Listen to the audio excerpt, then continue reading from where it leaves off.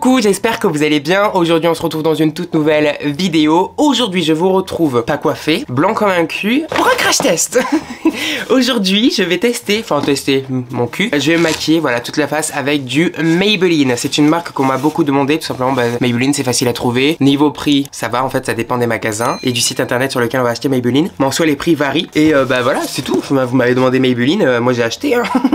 Moi il m'en faut pas plus, hein. On me dit achète, je fais ok, c'est bon, je vous écoute. Hein. Donc dites-moi toutes les marques que vous voulez que je teste. Même si vous voulez pas que je fasse un crash test d'une marque en particulier avec toute une marque, mais si vous avez envie que je teste un fond de teint en particulier, une marque en particulier, un produit en particulier, vous me dites tout en commentaire et puis moi...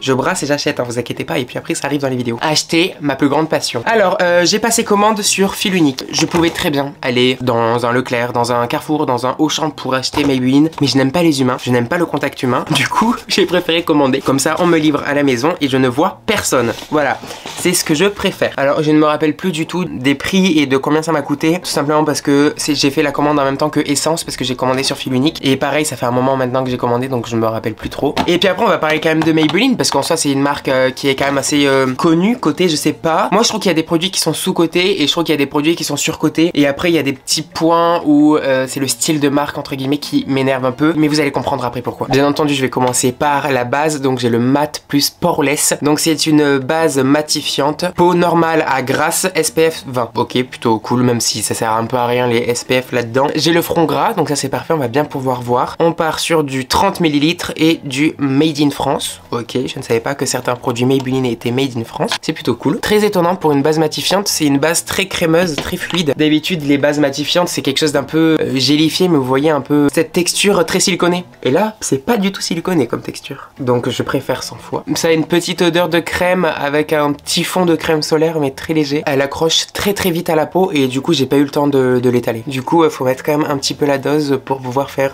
tout son visage. Oui, bon après, c'est une base. Moi, honnêtement, à chaque fois, j'utilise des bases pour protéger ma peau du fond de teint et de tous les autres produits que je mets sur mon visage étant donné que j'en mets une tonne. Mais après, j'utilise pas vraiment des bases pour avoir un réel effet. Surtout quand c'est matifiant ou quand c'est, je sais pas, floutant, etc. Honnêtement, moi, je trouve que tout ce qui est base comme ça, à partir du moment où on va mettre son fond de teint et tout autre produit liquide, ça va venir se mélanger et cet effet va s'annuler. C'est ce que je trouve personnellement. Les seules bases pour moi qui ont un réel effet, c'est tout ce qui est base illuminatrice parce que il y a des paillettes, il y a des nacres, etc.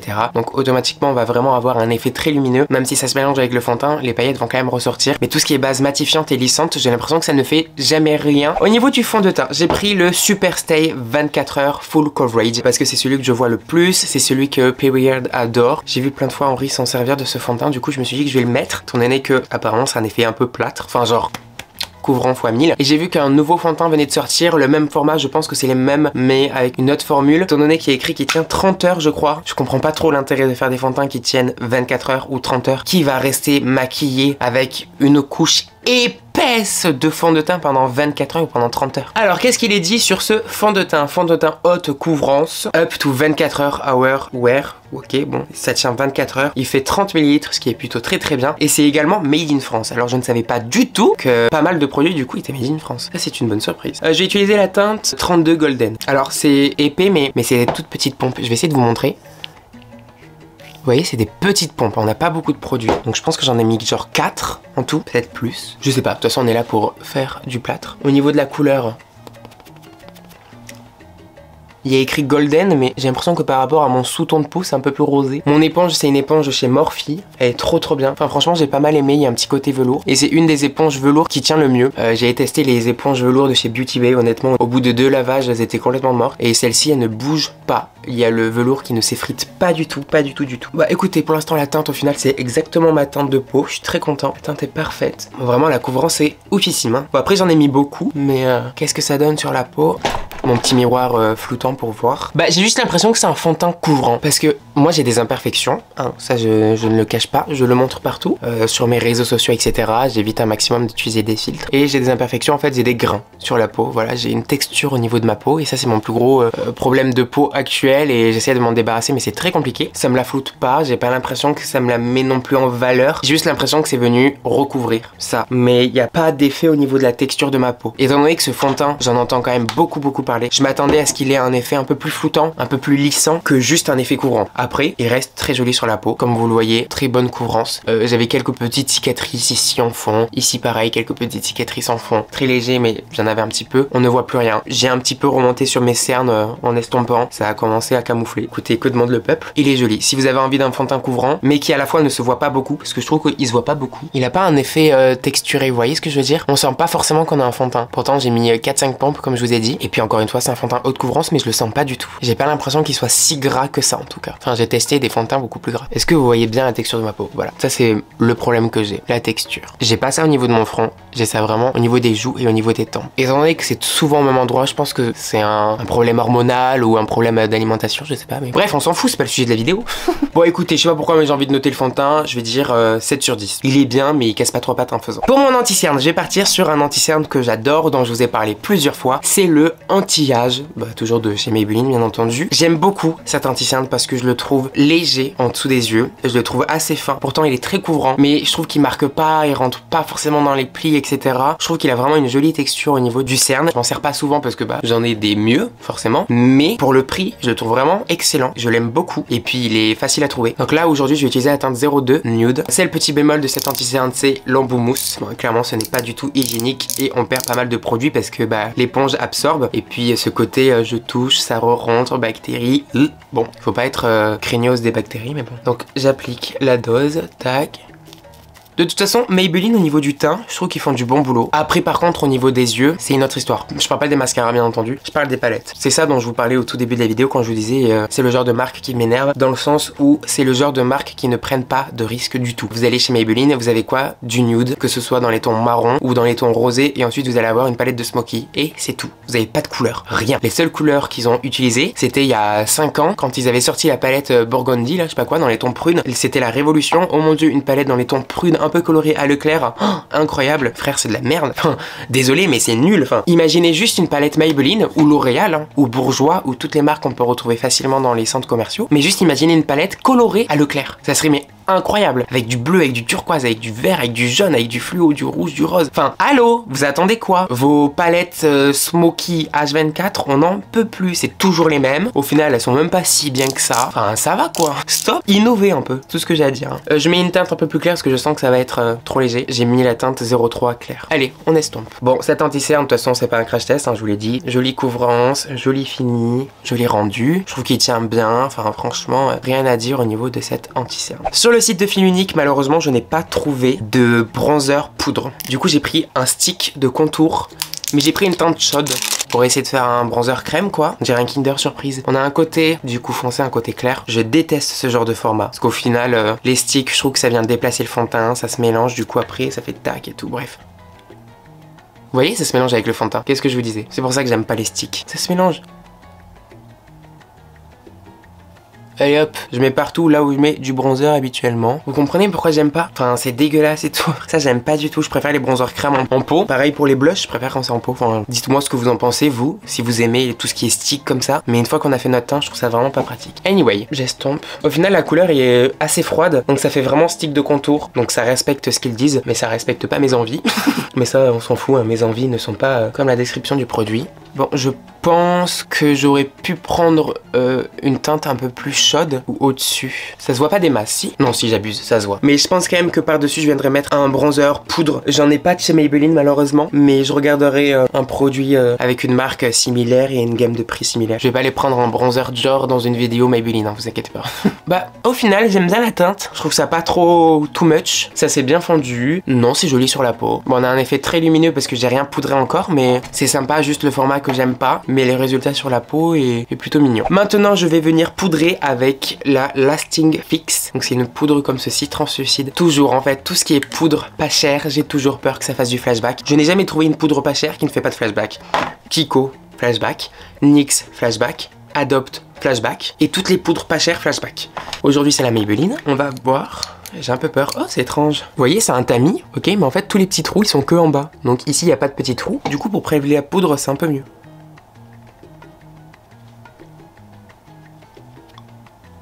Alors déjà, bon, Elle a une odeur entêtante comme la NYX et comme la Kiko, c'est-à-dire que ça a une poudre de senteur, enfin c'est très chimique comme odeur, ça rentre dans les naseaux et personnellement c'est le genre d'odeur qui m'étouffe. Je sais qu'à ma mère c'est pareil, hein, donc je pense que c'est de famille. Par contre, sur la peau, elle est vraiment très belle.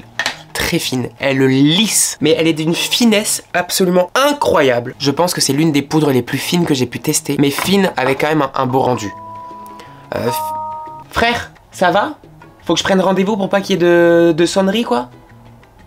Non mais le nombre de sonneries qu'il y a eu en même temps, on est où là? Bref. J'en étais où?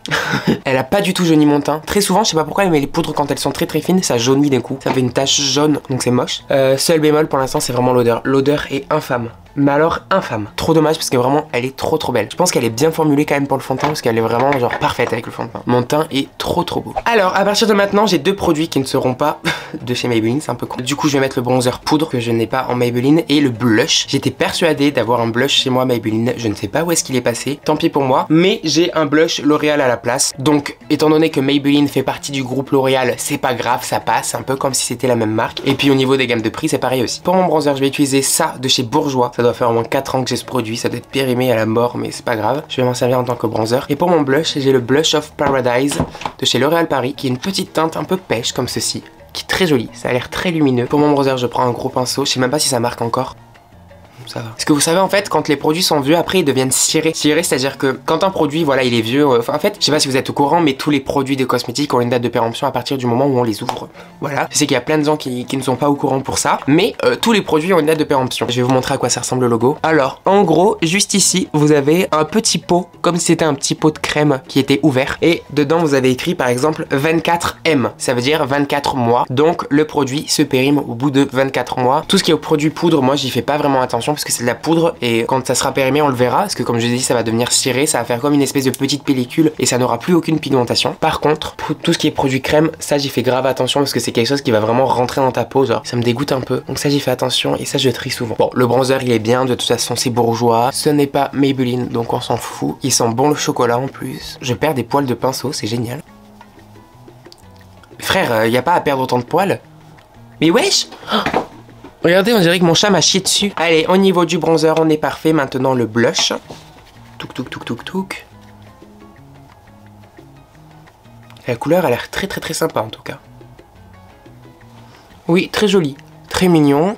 Très orangé, j'aime bien. Ça change un peu, parce que souvent je pars soit dans les pêches, soit dans les rosés. Là c'est clairement dans les orangés, ça me change et je trouve ça très joli. Alors maintenant je vais passer aux sourcils. Pour les sourcils j'ai un crayon comme ceci. C'est un produit que j'ai racheté parce que je l'avais fini. Pour vous dire, je l'ai vraiment apprécié. Très cool, pinceau à sourcils, c'est un crayon assez fin. D'un côté vous avez un goupillon, de l'autre côté bah, vous avez le crayon. Ça casse pas trois pattes à un faisan, mais c'est très bien, hein. C'est genre un crayon à sourcils. Hein. Donc bon, d'abord je vais venir bien brosser pour enlever toute la poudre. Et maintenant je vais venir dessiner. Moi j'aime bien ce genre de produit par exemple quand je pars en voyage. Soit je prends des feutres à sourcils, vous connaissez mon amour pour les feutres à sourcils. Soit je prends des crayons parce qu'en fait pareil c'est comme les feutres dans le sens où c'est très simple, c'est très rapide. En 30 secondes c'est fait et j'arrive à me faire des sourcils et pour moi ça c'est parfait, c'est ce qu'il me faut. Parce que je suis toujours à la ramasse. J'ai horreur d'être en retard donc je me dépêche toujours pour être quand même un minimum en avance. Mais du coup après j'ai plus le temps pour réellement par exemple m'habiller ou genre me préparer ou etc. Parce que pour moi être en avance ou être à l'heure c'est toujours plus important que arriver bien sapé quoi par exemple. Ça après c'est ma manière d'être hein. Mais du coup c'est pour ça que je pars toujours sur des produits beaucoup plus simples, beaucoup plus rapides etc. Et les crayons franchement c'est trop bien. Vous voyez hop tu gribouilles un peu, tac, tu passes un coup de goupillon, ça s'estompe et c'est marre quoi, t'as fait ton sourcil en 2 secondes. Moi c'est ça que j'adore. Après bien entendu là c'est pour faire un make-up donc je vais partir sur quelque chose d'un peu plus précis, d'un peu plus structuré. Mais pour sortir dans la vie de tous les jours, étant donné que je me maquille pas réellement pour sortir dans la vie de tous les jours, bah moi j'ai juste envie de quelque chose d'un peu plus fourni, donc pour me dépêcher c'est parfait. Bon la couleur est un peu foncée pour moi là je trouve, je pense que j'aurais dû prendre la teinte un peu en dessous étant donné que j'ai quand même éclairci mes cheveux. Bon après moi j'aime bien les sourcils très contrastés et très fournis mais là je sais pas, j'ai l'impression que la couleur est vachement foncée. Qu'est-ce que j'ai pris comme teinte? J'ai pris la teinte black brown, ouais donc bon, j'aurais pu prendre la teinte en dessous c'est vrai. Bon écoutez de toute façon c'est fait, on s'en fout. Bon bah vient mon problème, la palette de fard à paupières. J'en peux plus, je n'en peux plus de voir ce style de palette. En fait, c'est même pas des vraies bonnes palettes de Smoky, vous voyez ce que je veux dire? Il y a des palettes de Smoky, certes on va la voir, bah du coup ça va être simple, mais ce sont des vraies et des belles palettes. Par exemple, moi ça me fait penser aux palettes Natasha Denona. Natasha Denona, très souvent on va avoir soit des palettes qui vont vraiment sortir du lot avec beaucoup de couleurs, soit on va avoir des basiques, des tons chauds, des tons froids, des palettes pour faire du Smoky, etc. Mais quand vous touchez les palettes, les fards, etc., ce sont vraiment des produits de qualité. Alors que tout ce qui est palette de fard à paupières qu'on retrouve en grande surface, je trouve que la qualité à chaque fois, mais alors elle est nulle à chier. Et là je parle pas juste de Maybelline, hein. Je parle de toutes les marques qu'on retrouve en supermarché. Je trouve que les palettes de fard à paupières sont nulles. Là voilà, ça fait pas rêver, il n'y a pas de couleur, c'est du Smoky et en plus de ça ce sont même pas des trucs de qualité genre absolument incroyable. Ah c'est pas la folie quoi. Je sais même pas par où commencer, je sais pas quoi faire avec ça. C'est pas mes couleurs, je m'ennuie moi avec ça. Moi on me fait pas rêver avec ça quoi. Je vais commencer avec la teinte marron juste ici. Allez, on va aider le fard à paupières à tenir.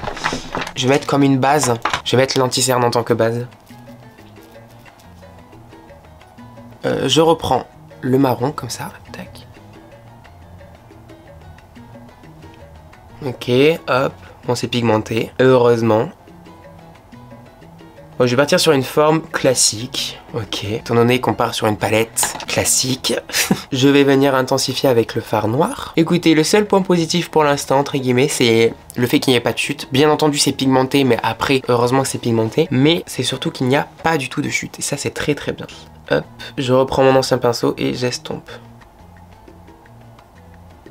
Bon, déjà, je peux vous dire que les fards sont beaucoup mieux que ceux de chez Kiko ou ceux de chez Adopt. Hein. Ça, je tiens vraiment à le dire. C'est-à-dire que ceux de chez Kiko et ceux de chez Adopt, à partir du moment où on mettait une couleur par-dessus, on estompait, ça partait. Là, non. Le noir, il tient, il s'estompe bien, il se dégrade bien, mais il ne part pas en lambeaux, genre dans l'espace, comme si on ne l'avait jamais vu. Hein. Non, non, il est toujours là. Pour continuer mon maquillage, je vais prendre des paillettes de chez Be Perfect. Donc, c'est comme un fard à paupières liquide, sauf que là, c'est vraiment que des paillettes. Et je vais en mettre partout, juste ici.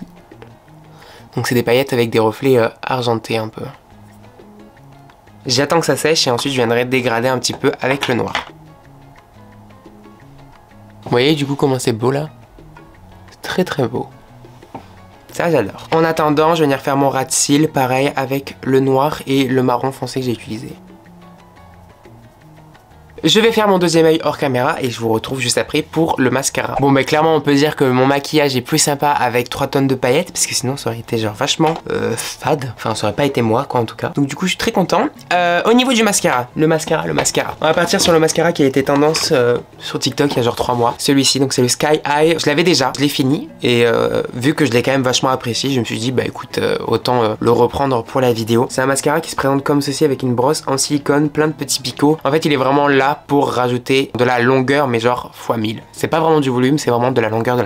C'est le petit truc que j'aime pas trop avec ce mascara, mais c'est léger. C'est en fait la brosse est très souple, mais vous voyez genre c'est waouh. C'est flexible comme jamais. Et du coup c'est le petit bémol, pour moi il faut vraiment faire un tout petit peu plus attention quand on met ce mascara. Déjà que moi j'en fous partout à chaque fois, mais je vous avoue que vraiment à chaque fois je suis obligée de faire quand même assez attention parce que sinon après la brosse part dans tous les sens et je me tâche. Donc on fait attention, mais sinon c'est trop beau. Voilà, malheureusement j'ai un espèce de gros smoky, je sais même pas si vous allez réussir à avoir quand même un semblant de mascara à travers tout ce maquillage noir, mais vraiment il est très beau et je vous le conseille si vous avez des petits cils et que vous recherchez vraiment de la longueur, je vous conseille de ouf ce mascara. Voici ce que ça donne avec 2 couches de mascara. Personnellement j'adore le résultat, je le trouve vraiment très beau. Vous voyez bien là? Oui, vous voyez bien.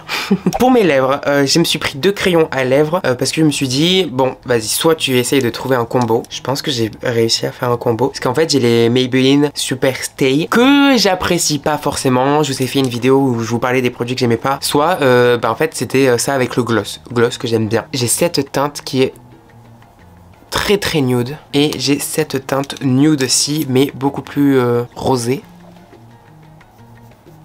Donc soit beige, soit rosé. Je suis team rosé, je trouve que ça va bien. Et alors attendez, le rouge à lèvres là, est-ce que ça irait bien par exemple avec un des deux? Oh, super, 3 tonalités totalement différentes. Mais en fait, le crayon beige serait mieux, mais il est trop clair. Donc bon, tant pis. Je vais passer au gloss. Donc je vais prendre le crayon le plus rosé, c'est la teinte Dusty Rose. Bah écoutez, finalement j'ai fait un mélange des deux nudes, donc j'ai mis le rosé en contour et j'ai mis le plus beige un peu partout, enfin un petit mix. J'aime bien le combo que ça fait. Je vais rester comme ça, je vais rester dans le mat, je vais pas mettre de gloss parce que je pense que j'ai déjà les yeux assez pailletés. J'aime bien, très crémeux, très agréable. Par contre tellement crémeux que ça se casse hyper facilement dans la mine, donc ne sortez vraiment pas beaucoup de produits parce que à chaque fois que j'en sortais un petit peu ça se cassait, donc c'était très chiant. Et maintenant je vais terminer avec le fixateur, donc j'ai le Lasting Fix Setting Spray, ça dit que ça garde ton make-up 16 heures. Donc j'ai un fond de teint qui tient 24 heures, j'ai un spray fixateur qui me fait tenir le maquillage 16 heures, 24 plus 16. Je vais pouvoir partir aux Bahamas, faire un vol aller ou retour sans me démaquiller, ça va être génial. C'est une odeur de spray classique, il n'y a pas une odeur en plus. C'est pas agréable mais c'est pas désagréable.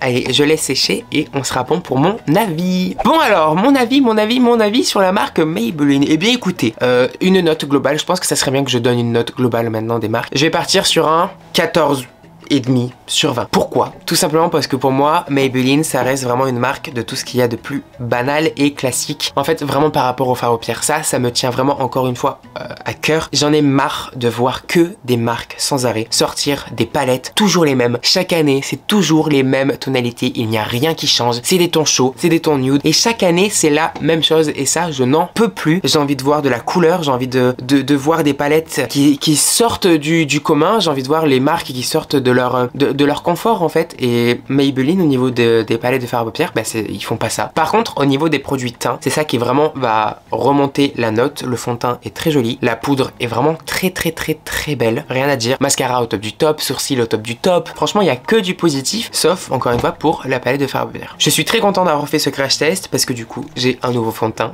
qui est plutôt très bien, je suis très content. Je retourne avec mon petit mascara Sky High que j'adore, donc je suis très content encore une fois.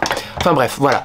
J'espère que cette vidéo vous aura plu. Si elle vous a plu, n'hésitez pas à mettre un petit pouce bleu, ça fait toujours plaisir. Et d'ailleurs, si vous vous abonnez, activez la cloche de notification pour recevoir une notification à chaque fois que je sortirai une nouvelle vidéo. Et petite information supplémentaire, je sors une vidéo tous les mercredis, tous les vendredis et tous les dimanches. Donc je suis là 3 fois par semaine. Alors rejoignez la team parce que on est ensemble et on teste les marques. Vous avez tous mes réseaux sociaux dans la barre d'infos, Instagram, TikTok, Twitter, Snapchat, vous avez tout, donc venez me rejoindre un peu partout. Je vous fais plein de gros bisous et je vous dis à la prochaine dans une autre vidéo YouTube. Ciao!